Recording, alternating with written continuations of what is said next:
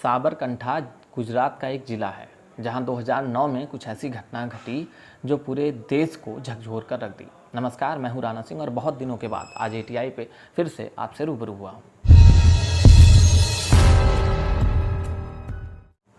समय ज़्यादा न लेते हुए चलिए लेकर चलते हैं अहम मुद्दे पर और चर्चा करते हैं समाज की ऐसी बातों पर जिसे गौर करना शायद ही हम सही समझते हों।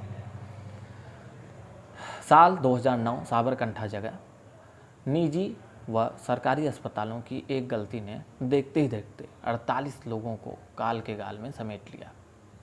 2009 में साबरकंठा के अस्पतालों से निकलने वाले इंजेक्शन वहाँ के बायोमेडिकल वेस्ट को नॉर्मल कचड़े की तरह वहीं डंप किया गया जहाँ सारे कचड़े डंप किए जाते थे। वहाँ से वहाँ के कबाड़ियों ने उन इंजेक्शनों को उठाया, उसे वॉश कराया, फिर से पैकेजिंग कराई और मार्केट में उतार दिया। उन्हें अंदाज़ा भी नहीं था कि वो क्या करने जा रहे हैं और उससे समाज पर क्या असर पड़ेगा। उस इंजेक्शन को लेकर लोग मार्केटों में इस तरीके से खरीद फरोख्त किए कि किसी को कानों कान भनक नहीं लगी और कई जिंदगियां समाप्त हो गईं।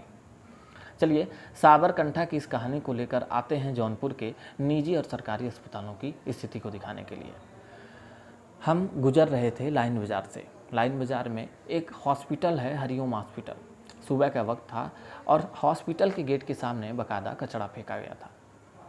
उस कचरे को जब ध्यान से देखा गया तो वही चीज़ नज़र आई जो इन्फेक्टेड करने में सबसे अहम भूमिका निभाती है, जैसे कि यूज़ किया हुआ सिरिंज, साथ ही साथ कॉटन और कई ऐसी चीज़ें जो बायोमेडिकल वेस्ट के अंतर्गत आती हैं।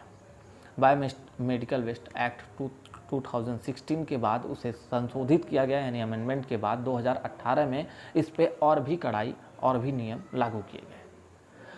आज चंद पैसा बचाने के लिए या ये कहें कि ज़िंदगियों का न परवाह किए बगैर ये निजी अस्पताल या जो भी यहाँ का डिपार्टमेंटल है वो इसको नज़रअंदाज करता है और इस तरीके से बर्ताव करता है।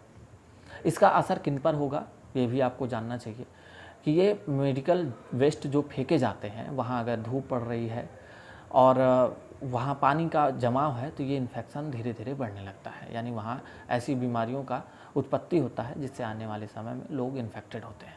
आपको पता है कि सिरिंज जैसी चीज़ों को अगर दोबारा कोई इस्तेमाल करता है तो एड्स जैसे भी रोग होने के चांसेस बढ़ जाते हैं। इसके साथ ही साथ टिटनेस और भी कई रोग फैलते हैं। जानवरों की अगर बात करें तो अगर कुत्ते इसको खाते हैं या कुत्तों तक ये पहुंच जाता है तो उनमें पागल होने के चांसेस बढ़ जाते हैं। सोचने वाली बात है कि ज़िले के तेज तर्रार आईएएस हैं और आईपीएस के यानी पुलिस अधीक्षक आवास के जस्ट बगल में संचालित ये अस्पताल है, फिर भी लोगों को इस पर कोई ध्यान नहीं। ज़िले के तेज तर्रार आईपीएस भी इससे इन्फेक्टेड हो सकते हैं, इसमें भी कोई दो राय नहीं। यहाँ की जिला चिकित्सा अधिकारी हैं जिन्हें बहुत तेज़ तर्रार लेडी के तौर पे देखा जाता है, लेकिन सोचने वाली बात कि ऐसी स्थितियों पर, ऐसी परिस्थितियों पर उन लोगों का भी ध्यान नहीं जाता। ये खबर बनाई गई है आपको जागरूक करने के लिए। खबर अच्छी लगी हो तो लाइक, कमेंट और शेयर करना ना भूलिएगा। आपसे अनुरोध है कि ऐसी स्थितियों को अगर आप कहीं देखिए तो उस पर आप टीका टिप्पणी ज़रूर करिए, सचेत कराइए अस्पतालों को, एटीआई को भी इसका सूचना दीजिए। आपकी हम पूरी मदद करेंगे और समाज के जागरूकता के लिए ये चैनल लगातार दिन रात मेहनत करता है। फिर मिलेंगे किसी और खबर के साथ। जय हिंद।